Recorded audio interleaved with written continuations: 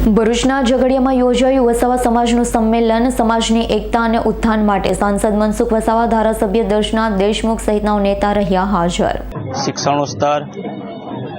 ઊંચું આવે એના માટેના અમારા પ્રયાસો છે। જેમ કે અમારા સમાજમાં કુરિવાજો છે, ઘણા કુરિવાજો છે, જેના લીધે પણ અમારો સમાજ પાછળ છે। વ્યસનો છે, વ્યસનોમાંથી અમારો સમાજ નીકળે અને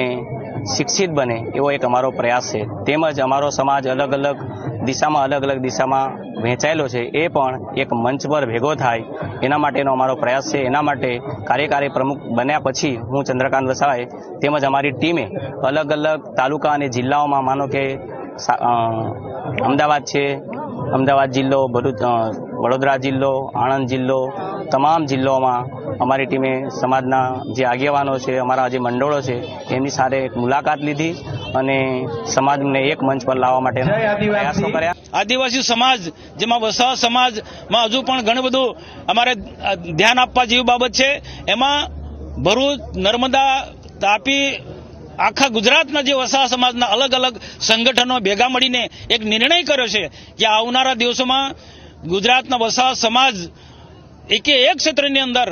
તમામ રીતના રાજ્ય સરકારની હોય કે ભારત સરકારની જે વિવિધ કલ્યાણકારી યોજનાઓ છે, જે ખરેખર આદિવાસીના ઉત્થાન માટેની યોજના છે, એ એમના સુધી સમયસર પહોંચે અને એનો પૂરેપૂરો લાભ લે અને આદિવાસી સમાજ તમામ ક્ષેત્રે, શૈક્ષણિક ક્ષેત્રે, કૃષિવાડી ક્ષેત્રે અને નોકરી ધંધાના ક્ષેત્રમાં, રોજગાર ધંધામાં ક્ષેત્રમાં પણ આગળ પડીને યુવાનોનો યોગ્ય માર્ગદર્શન મળી રહે એ માટે આવનારા દિવસોમાં આ સમાજ કામ કરવાનું છે। ગુજરાતમાંથી વસાવા સમાજના જે પણ લોકો છે, એ બધા જ લોકો, જે પણ અધિકારીઓ છે, જનપ્રતિનિધિઓ છે, આ બધા જ લોકો અહીંયા આવ્યા છે અને અમે લોકો અહીંયા આ કાર્યક્રમમાં અમારા સૌનો એક જ સંકલ્પ છે કે આદરણીય વડાપ્રધાન જે સરકાર દ્વારા,